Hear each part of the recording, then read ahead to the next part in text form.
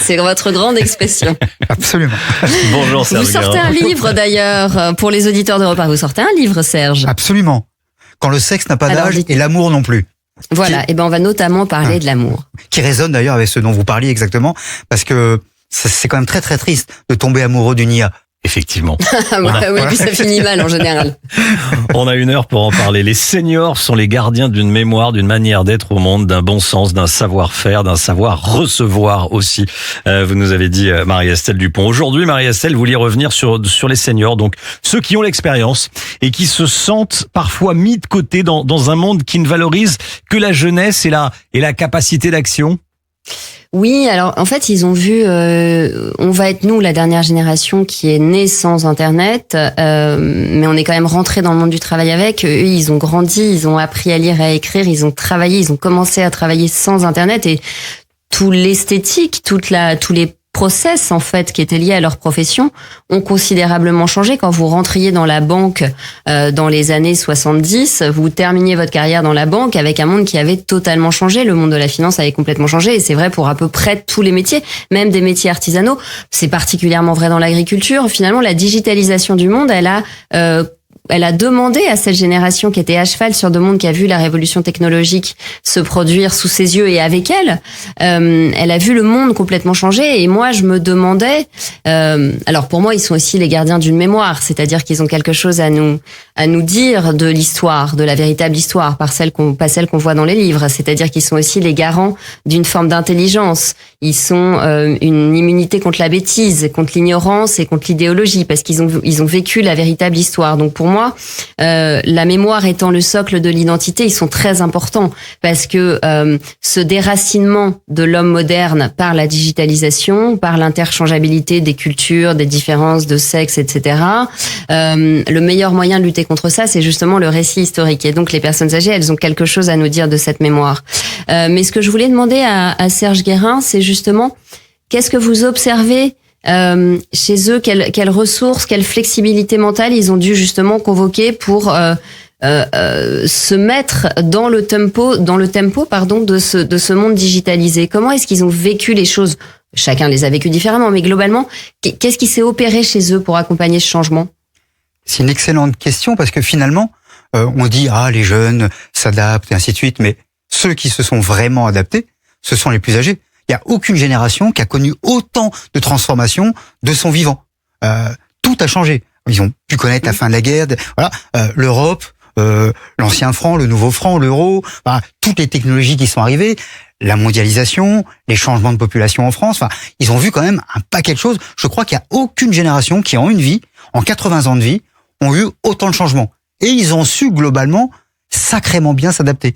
Donc les champions du monde de l'adaptation, c'est pas du tout les plus jeunes, les plus rapides, c'est plutôt les plus vieux, les plus lents, qui finalement ont su tout ça. Ils ont su aussi, vous vous souvenez quand ils disaient il y a plus de saison, c'est eux qui avaient raison. Alors, en effet, il y a plus de saison. Mais eux, ils l'ont bien vu. Ils l'avaient vu venir. Ils l'ont vu venir, ils l'ont connu quoi. Donc ils pouvaient témoigner aussi. Et je crois qu'en effet, un des très beaux termes que vous avez utilisé, c'est enracinement. C'est le livre de Simone Veil, l'enracinement. Et finalement, les seuls qui peuvent encore témoigner d'un enracinement, ce sont les plus âgés, qui nous aident, par contre, à comprendre ce qu'Hannah Arendt a parlé de monde commun. Le monde commun, c'est pas seulement les gens d'aujourd'hui et de demain, c'est aussi les gens d'hier et ce sont aussi les morts. C'est ça un monde commun. Et donc, eux, ils nous aident à nous rappeler que si on veut faire monde commun, il y a intérêt à se souvenir d'où on vient. Et que eux peuvent le dire encore parce qu'ils l'ont vécu en effet. Pas dans les livres, ils peuvent le raconter. Et ça, je crois que c'est un élément extrêmement important. Donc, le premier, c'est de valoriser ces personnes. Vous savez, souvent, on voit la personne très âgée dire « Oh là, la pauvre », voire on l'infantilise, voire voilà. Mais cette personne-là, on oublie tout ce qu'elle a fait avant. Avant d'être une personne peut-être un peu âgée, un peu fragile, elle a d'abord été quelqu'un qui a vécu, qui a affronté le monde et qui a dû sacrément se battre pour s'adapter, justement. À qui on lui a pas du tout demandé son avis. Quasiment jamais. On est en démocratie, en même temps, il y a sur plein de sujets, on n'a jamais demandé aux gens de vraiment décider. Donc il y a vraiment cet élément-là, et leur rôle premier, c'est justement de témoigner, c'est ce rôle de transmission symbolique. Et heureusement qu'ils sont là. Et donc après, chaque génération, si génération on va encore dire quelque chose, chaque génération aura à inventer son monde, mais sans jamais oublier qu'on n'est pas, vous savez, on connaît la valeur de l'arbre à ses fruits, mais qu'on n'est jamais qu'un des fruits d'un arbre. avant de devenir soi-même peut-être un arbre. Donc ça devrait nous rendre les jeunes plus modestes. C'est-à-dire que je crois que c'est ce que décrivait Christopher Lasch dans La culture du narcissisme. C'est-à-dire que comme on veut être notre propre référentiel et que finalement l'homme moderne est une sorte de narcisse qui s'auto-engendre, qui peut réécrire sa filiation, qui peut réécrire ses repères internes, finalement il met de côté cet héritage, mais on ne peut s'affranchir que de ce qu'on a accepté. Donc même si cet héritage a des parts sombres lourdes, et je suis bien placée pour savoir que l'histoire familiale, de par mon métier, quand je vois des victimes d'inceste ou des gens qui ont vécu des traumas lourds, je sais bien que l'histoire familiale, elle peut aussi être un héritage lourd. Il n'empêche qu'on ne s'en affranchit que si on l'accepte. Et donc je crois qu'il souffre aussi aujourd'hui du fait que on ne veut pas entendre que ce que l'on peut faire aujourd'hui, on ne peut le faire que parce qu'ils ont fait les étapes précédentes, et que précisément ils ont peut-être ce recul et ce discernement pour dire votre progrès technologique qui va très très vite, et c'est positif par certains aspects. Nous, on a peut-être quelque chose à dire en termes de discernement, c'est-à-dire que c'est souvent les plus âgés qui disaient face à un progrès technologique sur lequel on s'enthousiasmait, non mais attends, ça veut dire que ça veut dire que ça, ah ben non mais moi je rentre pas mes données là, parce que, et ma vie privée, et des réflexes qui pouvaient susciter de la moquerie, ah mais écoute, faut vivre avec ton temps, etc. Finalement, étaient parfois un peu des élastiques qui nous retenaient vers, mais fais un pas de côté, réfléchis aux conséquences de ce progrès. Et donc je pense que cette conscience aussi du temps qui passe et des saisons, ils l'ont, et ça peut être que écrasé dans une temporalité qui se veut très linéaire, on doit rester jeune et performant tout le temps, alors que eux finalement, de par la vulnérabilité qui arrive, sont obligés de déplier le temps et de mesurer l'épaisseur de chaque saison, parce qu'ils sont dans une autre saison de la vie. Et c'est vrai qu'on a mis de côté 2 saisons, la toute petite enfance, l'enfance. On veut que les enfants soient vite autonomes, qu'ils soient vite grands, les enfants veulent vite grandir, ils ont vite accès à des contenus très sexualisés. Et d'un autre côté, la vulnérabilité où, reste performant, triche pour rester beau et performant, puis une fois que tu peux plus tricher, dégage. Et moi, je voulais vous entendre sur cette éthique de la vulnérabilité avant de parler de l'amour. Moi, je crois qu'il y a une éthique de la vulnérabilité. Totalement, qui est d'ailleurs l'autre traduction de la notion de care, et donc d'accompagnement. Donc il y a quelque chose là-dedans de très très fort. D'abord, peut-être que être vulnérable, d'une certaine manière, c'est très très fort. Une personne qui, avec tel ou tel handicap, arrive, s'en sort, bouge, marche, mais quelle leçon de vie elle nous donne par rapport à des gens pour qui tout est facile, d'une certaine manière. Donc les gens qui ont su dépasser ça, qui ont su faire avec, ils ont des sacrées leçons à nous donner. Donc ça, c'est vraiment un élément, je crois, très puissant. Il y a aussi cette question dont vous parlez de, finalement, je suis vulnérable, mais ça m'apprend aussi la vie. Je suis vulnérable, ça me permet aussi de comprendre les fragilités. Je suis très camusien. Je pense que Camus n'aurait jamais été Camus si à un moment donné, il n'avait pas été touché par la maladie. Donc ça l'a obligé aussi à réfléchir, à s'adapter autrement. Donc c'est aussi ça qui nous fait avancer. C'est pas un éloge d'être malade, c'est pas du tout ça le sujet. Mais n'empêche que c'est la compréhension que la conscience de nos fragilités nous rend fondamentalement beaucoup plus forts. Et les gens qui se croient forts, qui n'oublient pas que c'est une force en CDD. À contraire, à durée très déterminée. Parce qu'à un moment ou à un autre, c'est terminé. Vous savez, c'est « Oh, moi, je suis jeune ». On a tous entendu, je crois qu'il y a un président actuel qui avait fait sa campagne électorale première sur le fait qu'il était jeune. Il me semble. En France? Oui. Alors, il y a Jospin qui s'était moqué de Jacques Chirac. Vrai, voilà. En 2002, ça lui avait pas porté chance. Exactement. Parce que et Emmanuel Macron avait beaucoup parlé, moi, je suis jeune, ainsi de suite. Il faut toujours rappeler aux gens que être jeune, ça dure qu'un temps. Oui. Et qu'est-ce que ça veut dire qu'être jeune? François Sagan, et un jour, tu te lèves, t'as mal au genou, hein. C'est une qualité à durée limitée. Voilà, c'est ça. Durée limitée. C'est une pied d'aider. Voilà. Donc, du coup, attention à ça. Mais en revanche, on peut rester, est-ce que c'est le mot jeune qui est le bon? En tout cas, on peut rester dans le coup, on peut rester en phase avec le monde, en s'appuyant en plus sur son expérience. Et c'est ça la grande différence. C'est finalement, quelqu'un d'âgé, c'est quelqu'un simplement qui est plus expérimenté qu'un autre. Ouais. On va parler du savoir-être avec vous, Marie-Estelle Dupont, et toujours avec vous, bien sûr, Serge Guérin. Je voulais vous entendre tous les deux, et à commencer par Marie-Estelle, sur la condescendance et peut-être le mépris qu'ont vécu les seniors. Je vous vois opiner du chef Serge Guérin, mais Marie-Estelle Dupont, sur la condescendance et sur le mépris vis-à-vis de nos anciens, des seniors, de l'expérience. Oui, parce que Narcisse n'aime pas l'autorité. Puisque Narcisse, il est le début et la fin de tout, et qu'il veut régner sur l'univers et sur les conditions de sa propre existence, il ne respecte pas l'autorité. Or, les anciens ont l'autorité légitime au sens, ça veut pas dire qu'il faut se laisser infantiliser et ne pas être les acteurs de nos propres existences et se contenter de répéter les schémas d'avant qui fonctionnent plus dans le monde actuel. Mais avoir une déférence pour les anciens, ça veut dire que l'on a l'intelligence de reconnaître que ce qui fonde l'autorité, c'est la connaissance, c'est pas le pouvoir. Il y a des pouvoirs qui ne sont pas légitimes et qui sont très autoritaires. Le fondement même de l'autorité, c'est ça la crise de l'école, c'est que finalement, le maître n'a plus autorité dès lors qu'on ne lui demande plus de transmettre véritablement les connaissances fondamentales. Donc je crois que la crise de la transmission et la crise de l'autorité, elle se manifeste aussi par ce symptôme du mépris et de la condescendance. Vous parliez l'autre jour, Romain Desarbres, d'un petit monsieur qui avait du mal à traverser la route et la rue dans Paris, et mémoire, personne ne s'arrêtait. Et il était tout perdu, encore un petit peu. Mais ça va pas durer non plus. J'en doutais pas. D'ailleurs, j'ai un gros défaut, j'ai une mémoire, je me souviens très bien des âges des gens et des chiffres et des dates, et je me souviens très mal des prénoms, donc parfois je fais des boulettes terribles, c'est un vrai handicap social. On peut pas vous raconter des fadaises, parce que vous en souvenez après, mais je vois parfaitement ce que vous faites allusion. Oui, vous étiez arrêté. C'est un peu mon métier.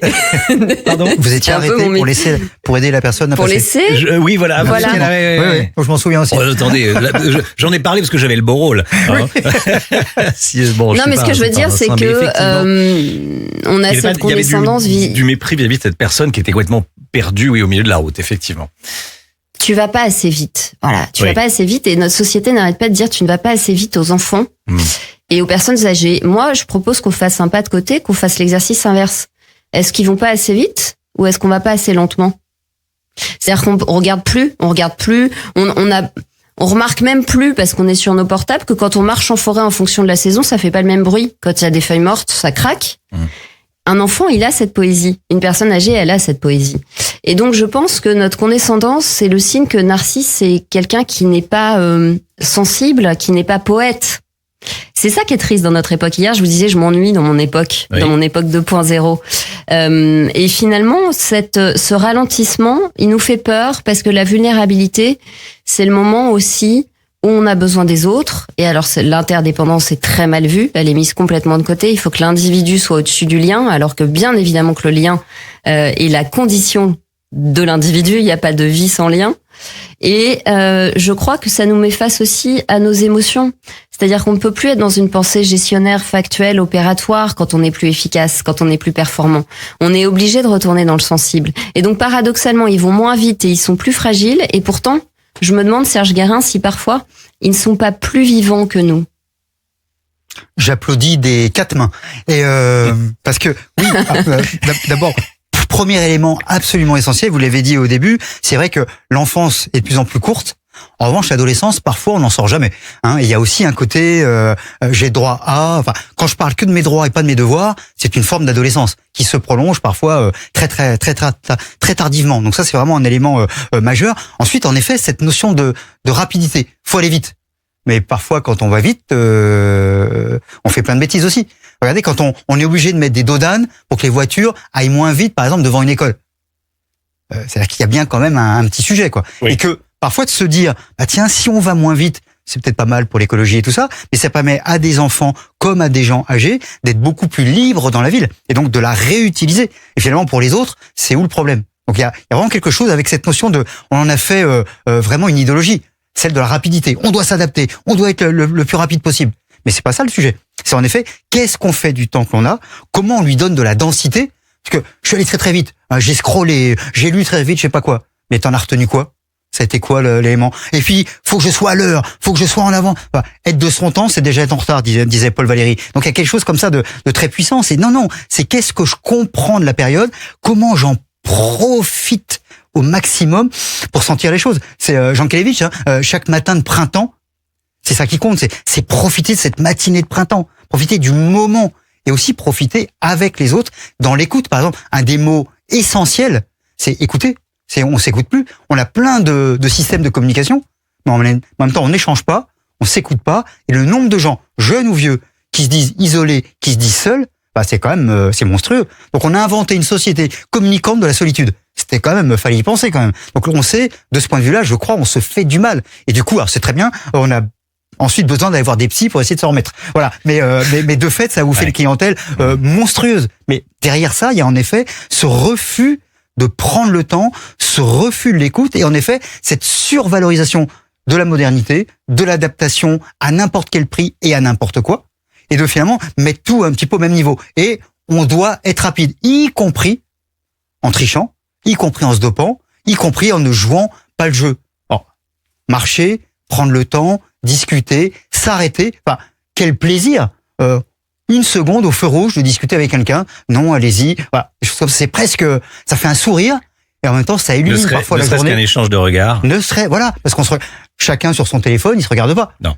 Et là, juste un regard. Alors, maintenant, faut faire très attention au moindre regard. Je veux dire, dans les ascenseurs des entreprises, ça arrive également qu'il y ait 3-4 personnes qui soient. Oui, on est une société évitante. Qui ont même peur parfois. Oula, faut pas que je prenne la parole parce que peut-être que ça va être mal perçu. Voilà. Donc, ce besoin d'écoute, mais vous l'avez dit, nous sommes d'abord des animaux sociaux. Et le terme interdépendance, il est magnifique. Pour les gens âgés, parfois, on parle de dépendance. Mais c'est totalement idiot. On est tous dépendants du premier jour de la vie, parce que le bébé qui naît, s'il n'y a pas du monde autour de lui, ça va être quand même compliqué. Y compris pour la maman qui risque parfois sa vie s'il n'y a personne pour l'aider. Donc on est interdépendants du premier jour de notre vie au dernier. C'est la grande leçon sociologique de Durkheim ou de Marcel Mauss. On a besoin les uns des autres. Et d'être conscient qu'à certains moments, je sais pas, les habits que l'on porte, l'eau que l'on a, il a bien fallu qu'il y ait des gens qui s'en préoccupent. Et là, il n'y a aucune intelligence artificielle qui va faire le job. Il y a besoin d'êtres humains qui sont là. Donc on est tous en interdépendance et plus on en est conscient, plus on est aussi, je crois, dans une forme de respect de l'autre. Oui, alors c'est très important ce que vous soulignez, c'est qu'on est devenu une société évitante, c'est-à-dire qu'on peut se connecter à une multitude de gens partout dans le monde à n'importe quelle heure et arriver à ne rencontrer personne. Et une fois qu'on est dans un ascenseur, on se dit si je prends la parole, je vais passer pour une grosse folle parce que personne se parle et tout le monde regarde son téléphone. Et il y a une perte de compétences sociales réelles. Et moi, je pense toujours à cette scène où dans un hall d'immeuble, un adulte est passé et mon fils qui avait 3 ans a dit bonjour madame parce que je lui apprenais quelqu'un est passé, il a dit bonjour madame ou bonjour monsieur, je me rappelle pas parce que je lui avais appris qu'on disait bonjour et la personne n'a pas répondu et donc il m'a dit à haute voix pourquoi il a pas répondu. J'ai dit mais toi tu as fait bien, lui s'est conduit de manière mal élevée. Voilà. Et en fait j'étais sidérée de me dire on leur apprend à faire des choses et finalement nous les adultes nous sommes les premiers évitants du lien. Et ça, c'est assez préoccupant. On reviendra après la pause parce que j'entends la petite musique sur cette épidémie de solitude. Oui, et puis sur le savoir-être également qui a évolué avec la digitalisation. On parle aujourd'hui des seniors à l'heure du numérique. 01 80 20 39 21 si vous voulez échanger avec Marie-Estelle Dupont. Et nous recevons aujourd'hui Serge Guérin, auteur qui vient de sortir le livre Quand le sexe n'a pas d'âge et l'amour non plus. On va parler d'amour, tiens, également. Ça fait toujours du bien. Ça fait pas de mal en tout cas. Et on va en parler juste après la petite pause. Restez bien avec nous sur Europe 1. À tout de suite. Marie-Estelle Dupont, Romain Desarbres. 15h, 16h sur Europe 1.